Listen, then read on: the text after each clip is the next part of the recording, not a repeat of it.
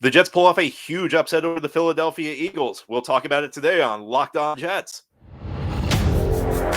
You are Locked On Jets, your daily New York Jets podcast. Part of the Locked On Podcast Network, your team every day.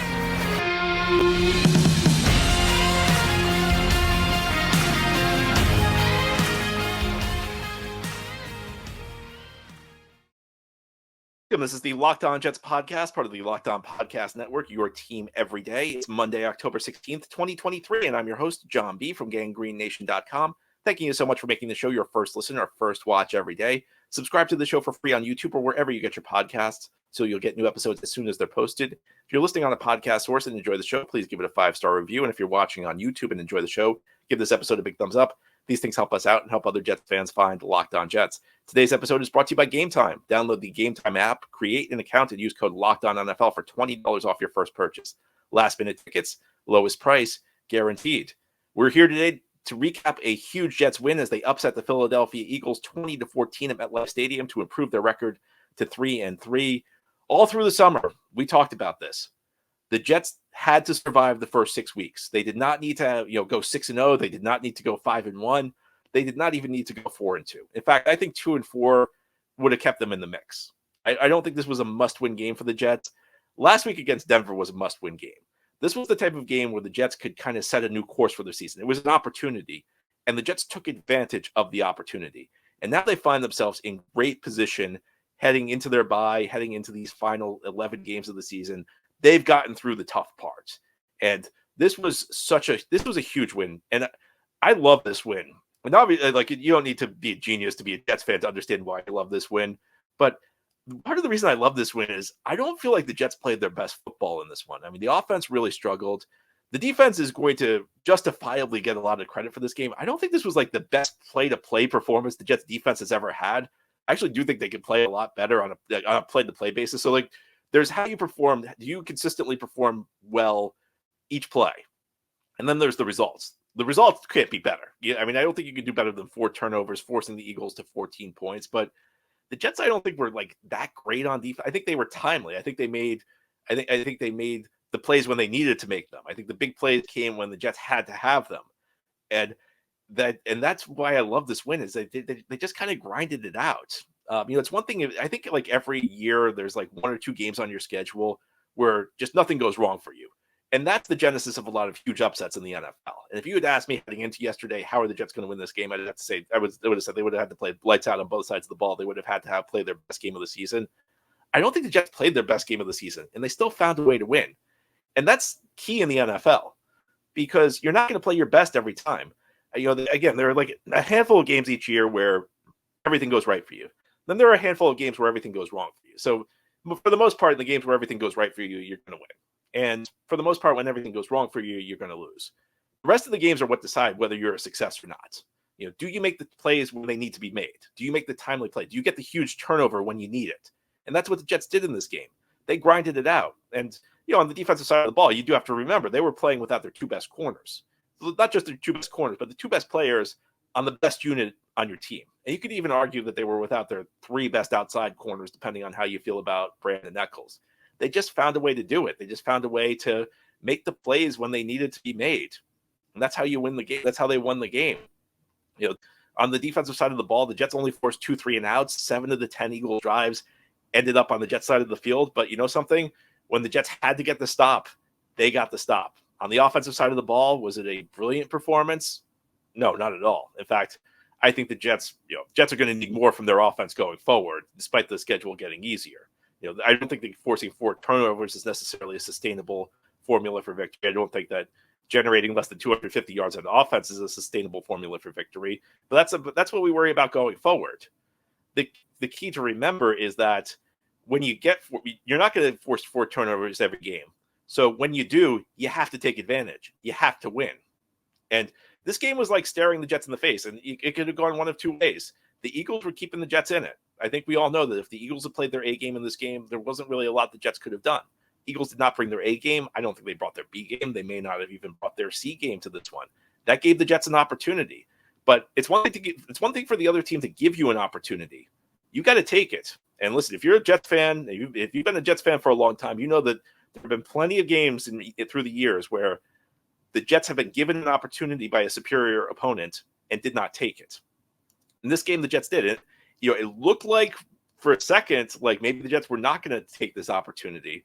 But then came the interception by Tony Adams, the touchdown by Breece Hall. And, you can go into we can debate all week whether or not he should have scored on that play or whether he should have gone down and taken time off the clock so the Jets could kick the field goal. You know what? It doesn't matter. The Jets were able to get a huge win here. And they've accomplished the mission. And, with Aaron Rodgers out, expectations changed. And listen, I don't think you can ever look at a team with Zach Wilson, a quarterback, and have exactly the same expectations as Aaron Rodgers. But when Rodgers went down 4 plays into the season, I think a lot of us thought that this team was in a lot of trouble. I think a lot of us thought, no, there goes the season. Well, not so fast. The Jets are now 3-3. They're staring down what should be, a relatively less difficult portion of their schedule coming up. They'll have a chance to run off some wins here. And, if they had lost last week, they had lost this week, and they had gone to 1-5, even these games that are coming up may not have been easy because I think the Jets would have lost all confidence that they had in themselves as a team. Now they're looking at this. They've gotten through this really tough schedule where you've had 4 really tough opponents in your first 6 games, and you've managed to get through it 3-3. And the Jets have to be looking at themselves and say, you know what? We beat Buffalo. We beat Philadelphia without Sauce Gardner and DJ Reed. We did this all without Aaron Rodgers. Maybe we can put these pieces together here. Maybe this is the type of season where things finally fall into place for the Jets and they can break this long postseason drought. And to me, that's the goal of the season right now. The goal is to end the playoff drought. It's the longest playoff drought in the 4 major North American sports. It's been 13 years since we've seen a Jets playoff game, and they put themselves in great position to do it, in part because they've stood toe-to-toe with some of the best teams in the NFL. They beat the Buffalo Bills. They, lost to the Chiefs because of a terrible first quarter, but they outplayed the Chiefs for long portions of that game, and they went out and just made the plays that they needed to make to beat the Philadelphia Eagles and get a huge victory. And again, in some ways, this win's almost better for me than would have been if the Jets had gone out and played lights-out football on both sides of the ball because, they managed to find a way to win, even when they weren't at their best, especially on the offense, but even on the defensive side of the ball. I do think that it's crazy to say because of the results, but I do feel like there's better football in the Jets on the defensive side of the ball than what we saw yesterday, and it didn't matter. Jets were still able to grind this thing out and get the win that they needed heading into the bye, and now things look very bright for this football team moving forward. Ahead here on the Locked On Jets podcast, we're going to talk about some of the heroes of this win. I mean, you could look at the defensive line, you could look at the group of corners, you could look at a linebacker who's a star, you could look at a couple of the key offensive playmakers, a certain kicker. We're going to talk about all of them ahead on this Monday edition of Locked On Jets.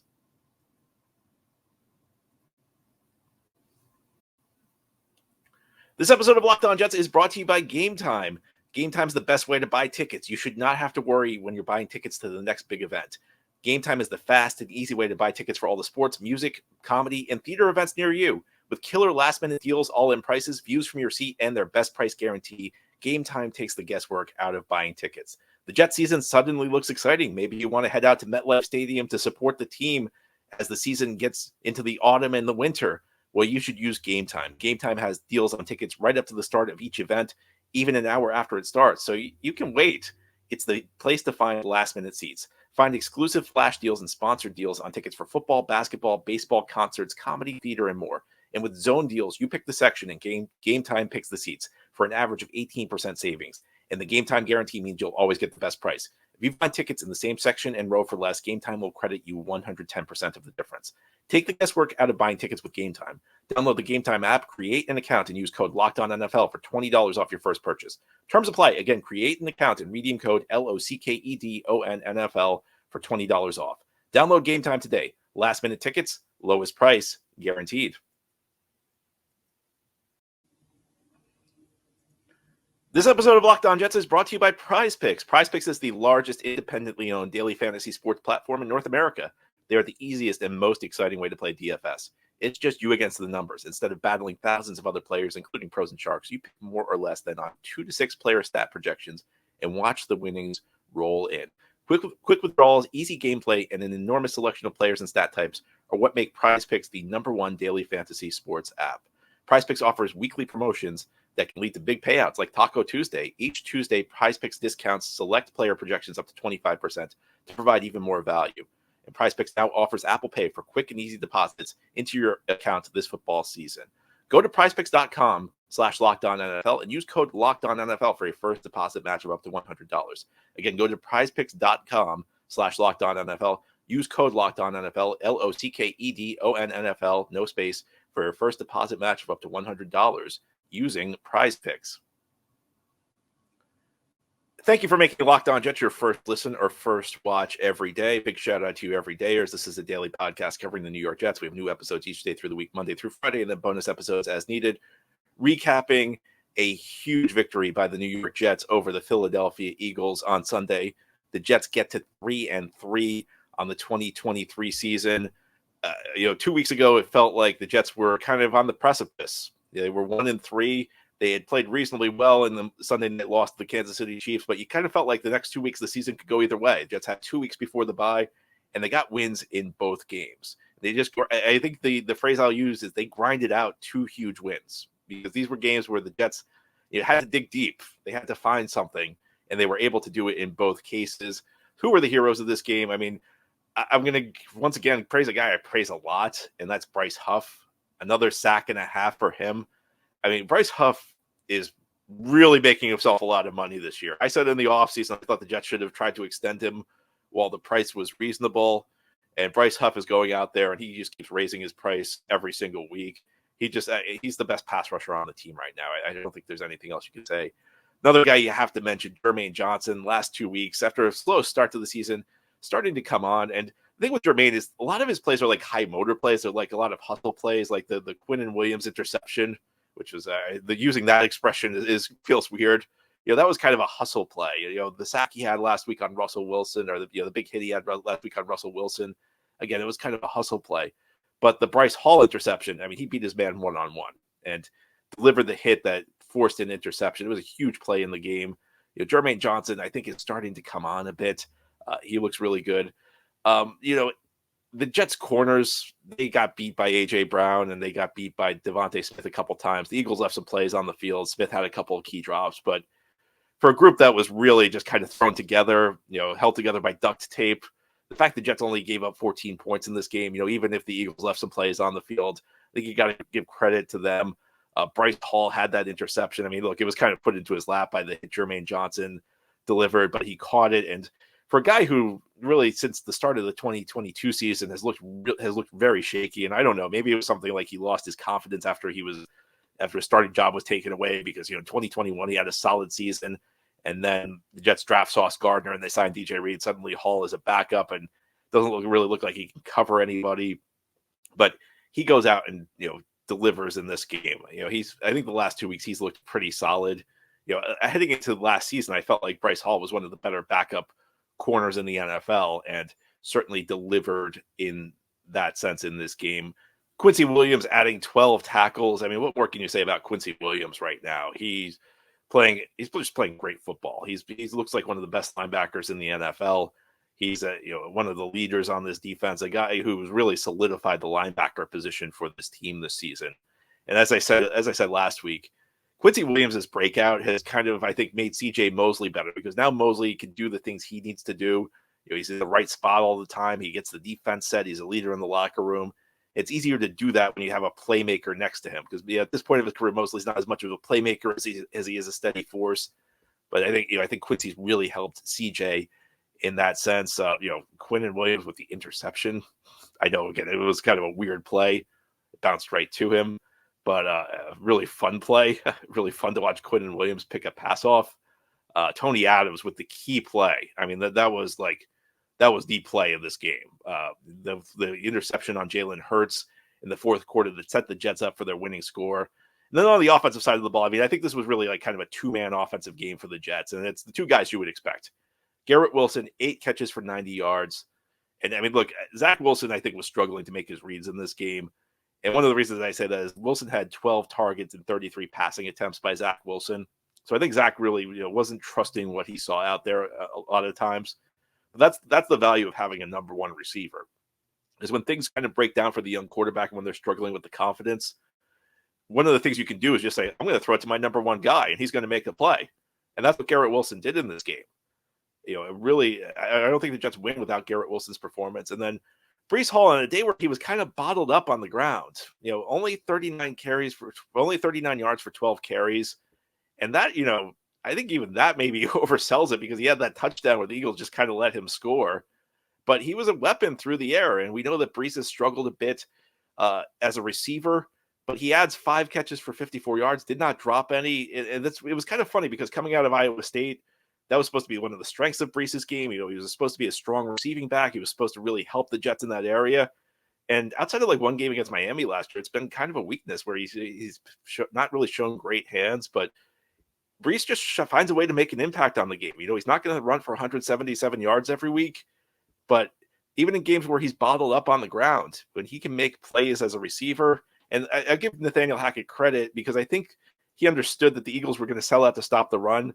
So first of all, he did not get too bogged down in the run, which has been one of his tendencies early in the season. I give Hackett credit, because even though Zach Wilson struggled for much of this game, you got to keep attacking through the air. In the NFL, you got to win games passing the ball. But beyond that, I think the Jets use those passes to Breece as kind of an extension of the run game.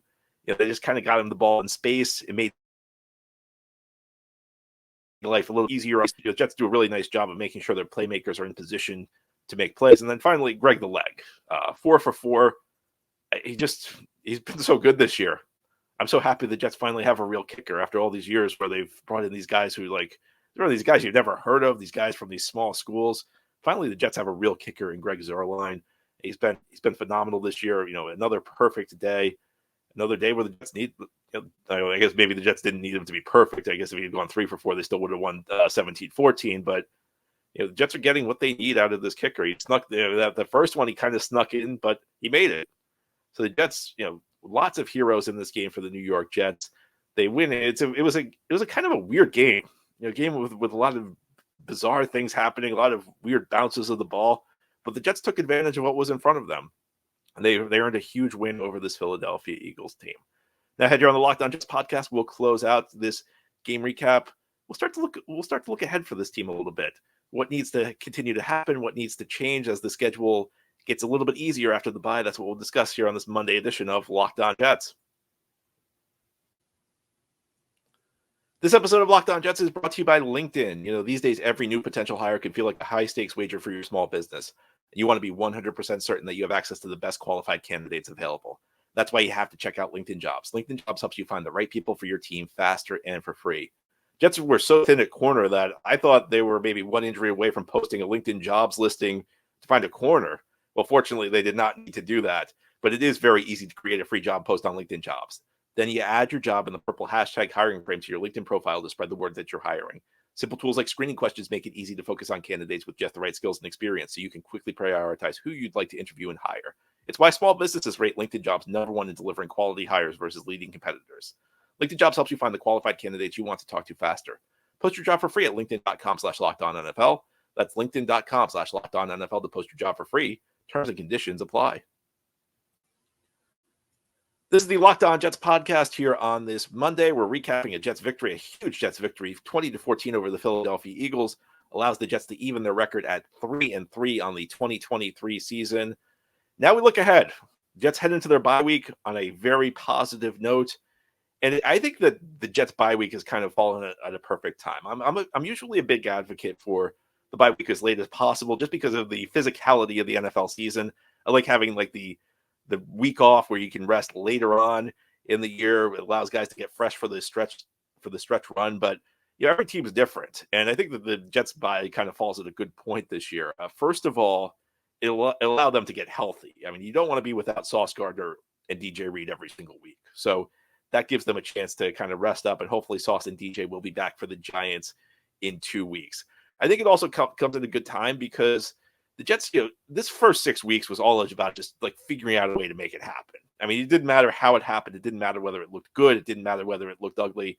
It was about survival.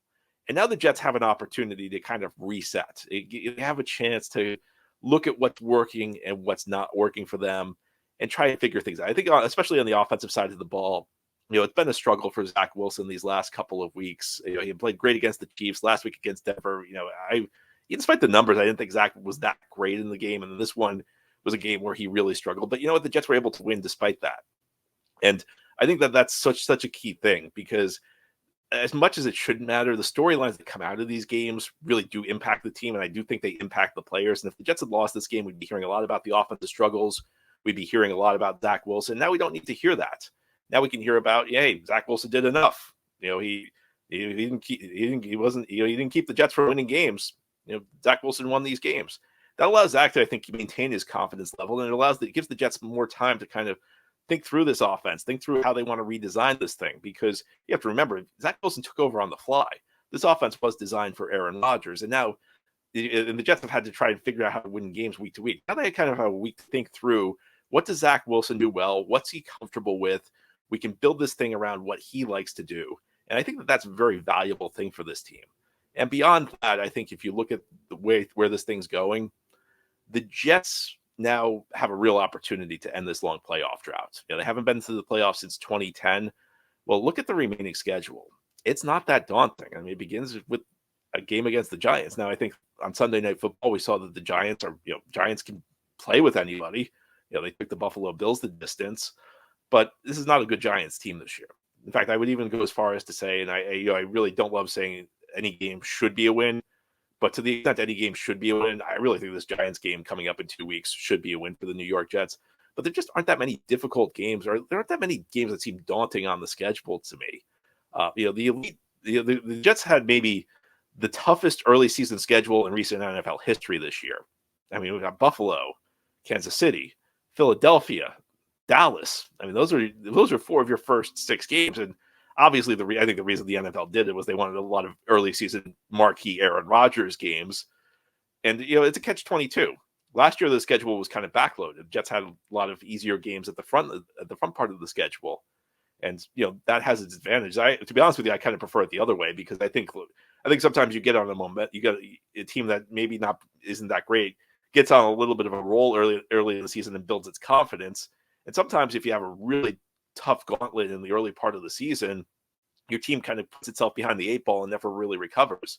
Well, this year's kind of been the opposite, where the Jets had this ridiculously tough schedule, and they just managed to find a way to navigate it. And now things really should open up for this football team. There's really a big opportunity, and you have to remember that in the AFC, 7 teams made the playoffs. So it's not like you need to be that great of a team to make the postseason.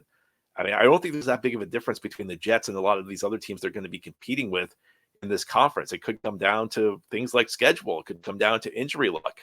And the Jets have put themselves in a great position. We said it all summer.